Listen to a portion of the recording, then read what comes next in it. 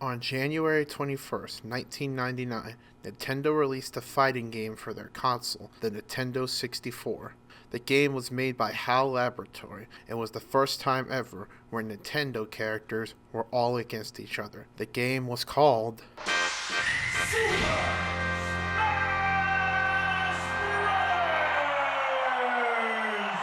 The roster contained a total of 12 characters, and as the years went by and more games were made under the Smash Bros. Brand for different Nintendo consoles featuring an assortment of characters. Characters like Sonic the Hedgehog, Snake from Metal Gear Solid, Pac-Man, and even Cloud Strife soon joined a total of 85 fighters for players to choose from in the latest installment of the franchise, Super Smash Bros. Ultimate. Smash is one of the most popular fighting games within the world of electronic sports, and the styles of which can vary depending on the player. Most Smash Ultimate players often compete alone in tournaments around the nation. However, teams are formed within a collegiate college like Concord University. Each day, this room is filled with experienced or new players working to perfect the fighting game for the upcoming season lineup of competition. I used to practice probably like 4 hours a day for probably 5 or 6 days. My juniors or freshman and sophomore year when I first joined the team, I grinded, so I played 5 or 6 hours, 4 hours at least. Honestly, probably a lot more some nights, a little bit less on some nights, but overall probably about 4, if not a little bit more than 4 hours, 5 or 6 nights. This past year, I've really been slacking a good bit, but that's because I'm student teaching, and so I just don't have a whole lot of time. I student teach all day long, and by the time I get back, I have to work out if I haven't worked out yet. Most days I don't even get to work out, which is also very unfortunate. But I got to work out and then shower and then eat, and then by that point it's just time for regular practice. And I can't even stay after practice to get my hours in because I have student teaching the next morning, so I got to wake up early, so I got to go to bed early. So I usually only get like the 2 hours of practice time on the 4 or 5 nights that I get. So usually about 10 or 12 hours a week this year. We used to be a lot more. A normal game of Smash Bros. Ultimate will be played under one game with one winner. However, in the esports industry, the true winner is decided through a best-of-3 match set. Teams would have a limited amount of 3 lives per player. Once every player on the team loses all their lives, they are declared the loser.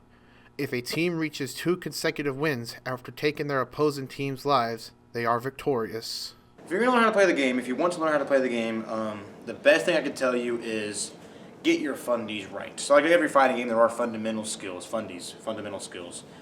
like spacing, like movement, like learning how fast your character is, learning how fast their initial dash is, spacing their moves, like know what their moves are, so be able to space their moves so that it's not punishable as easily on shield or not punishable as easily in general.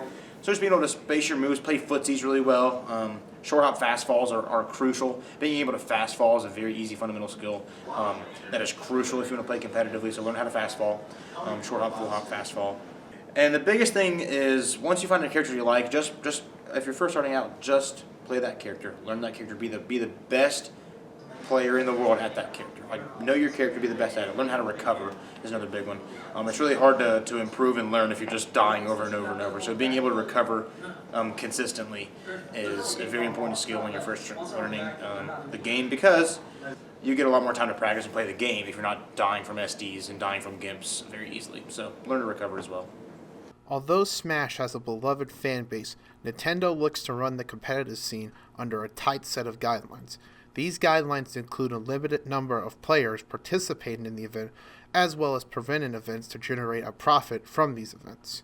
Not even charity streams featuring the title game can operate unless they have a written letter of consent by Nintendo. I don't think it's okay. I think if Nintendo is going to be a gaming brand, they are, then they shouldn't be limiting esports events, competitive events in general, their games in general. They also sell a ton of accessories that you need to play the game, like a new OLED switch if you don't want to use a LAN adapter, a Nintendo brand LAN adapter if you don't want to play on Wi-Fi, if you're not playing on an OLED. Like Nintendo just doesn't make it very easy to play their games, which is weird from a gaming company.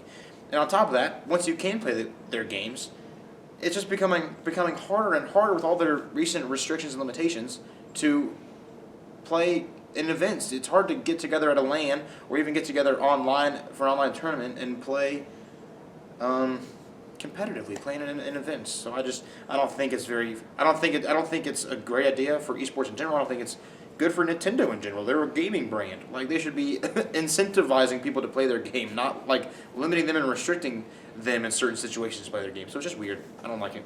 Smash Bros. Are stacked for players around the world. The passion for this fighting game grows stronger.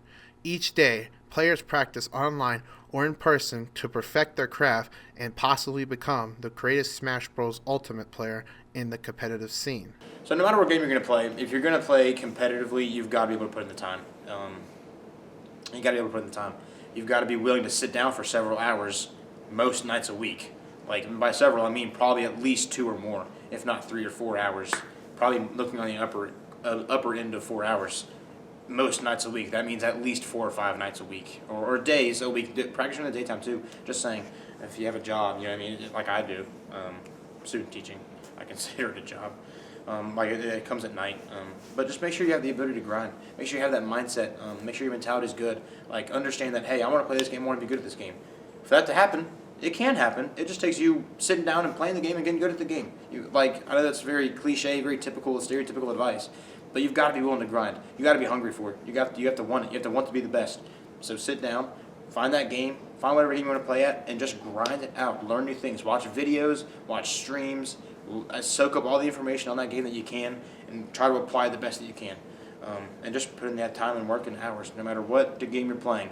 Grinding and being hungry to be the best and putting in the work and the time and the effort and the hours to be the best is by far the best tool you'll have to be successful in any competitive esports game.